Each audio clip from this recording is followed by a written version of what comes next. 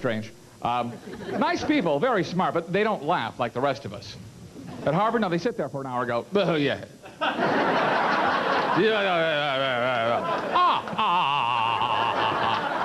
Hey, little Thurston Howes. Oh, Gilligan. And it was intimidating. I didn't go to college at all. No, that's difficult to tell by looking at me, but it's true. As I was much too obnoxious in high school. I recall a rather pompous geometry teacher asking me once how you get from point A to point B, and I suggested that he click his heels 3 times. And say there's no place like point B. You know what my favorite year in school was? Kindergarten. I loved kindergarten. I liked milk break. Remember milk break? It was like happy hour for a 5-year-old, you know? You know, everybody walks around with a drink in their hand. They mingle. Yeah-da-da-da-da-da. Yeah-da-da-da-da-da. Yeah-da-da-da-da. Hello, babe. Say, aren't you the girl that peed in the sandbox?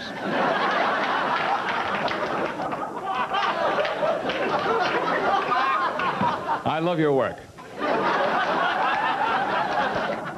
I beg your pardon?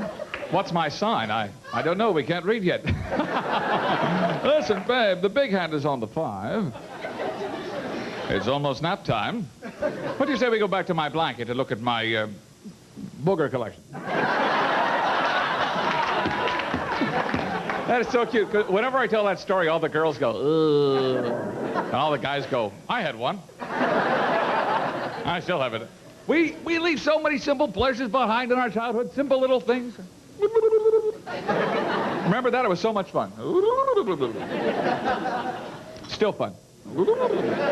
So inexpensive, too. It's a shame you can't do this as an adult. Well, you can, but you lose credibility. You know, you won't see some guy on Wall Street, you know, well, Bill, I think you ought to divest your mutual funds and go to IBM stock. Yeah, I'll see that. Anybody see this thing? It was a documentary on Reagan's years in the White House called the Reagan years, and I was watching it, and it was very interesting because I noticed as Reagan got older, he sounded more and more like Scooby-Doo. They would ask him a question, he was like, duh.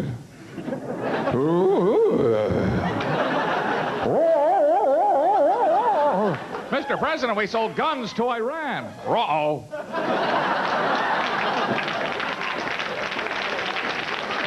Now we got George Bush, and besides all of these, before all these hostilities started, Bush is very positive, had a positive outlook on life. You know, those gloom and doomsayers have been saying now that our environmental policies hurt the wildlife, and it's just not true. Read my lips. Although I'll admit we've allowed some chemicals to be poured into beaver dam. Those beavers are healthier than ever. They're 8 and 9 feet tall now. And we're going to spend $7.9 billion to fight drugs. $7.9 billion. Most drug dealers have that on them.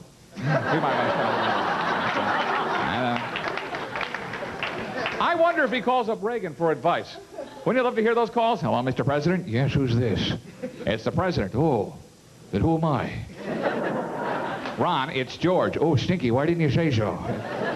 So how are you, Ron? Well, I've fallen and I can't get up.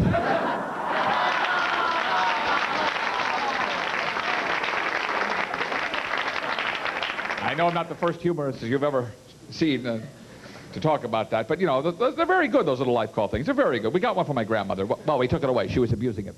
She'd take it everywhere. I'm in the store, and I can't find broccoli. Please.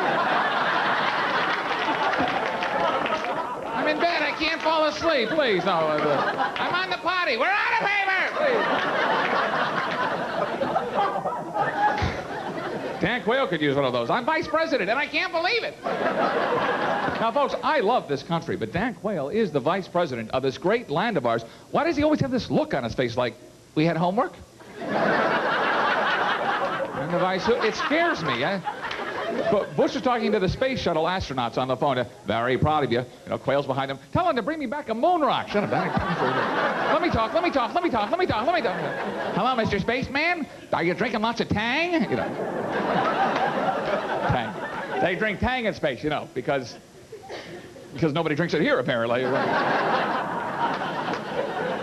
But my favorite, though, is Barbara Bush. Don't you love Barbara? I love this woman. A poor girl broke her leg a little while ago, but in a great way. She was on a sled with her grandkids. Going downhill on a sled, you know, yeah, you know, look, Kitty Dukakis, you know. You wouldn't see Nancy Reagan on a sled, I'll tell you that, not unless it had a chauffeur. But you know, no, Nancy Reagan, a nice lady, but a vain woman, shall we say. A woman in her late 60s trying to look like she was in her early 30s, the caked on makeup, the designer dresses, that annoying whiny voice, just say no, Ronnie. She had a big head, she weighed 4 pounds, ugh. But Barbara Bush, God love her, she comes up, she says, look, I'm 65 years old, I got gray hair, I'm a size 17, up yours.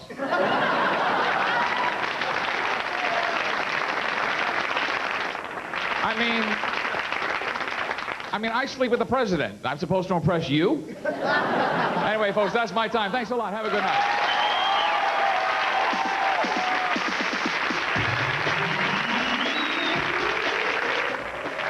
So, guys, what do y'all think about the new theater? Kind of nice, huh? It's great. It's beautiful, Mario. Really, it's a pleasure to work here, isn't it? Nice place. I think I'll buy it. Because it's an old theater, and, you know, you can see the performers on the stage, and you know, just the thoughts that go through your mind watching. Yeah, like from this angle, I can get that guy right in the back of the head. Oh, yeah. Well, you know, you got to do more time if you do that. Oh, if I had my props, I could do the 12 minutes, no sweat. Oh, okay, good. That's what I was thinking. Just as long as you don't leave me hanging, you know. You kill anybody you want, don't leave me hanging without a comment. You got nothing to worry about as long as I'm next to you. All right. Tony V.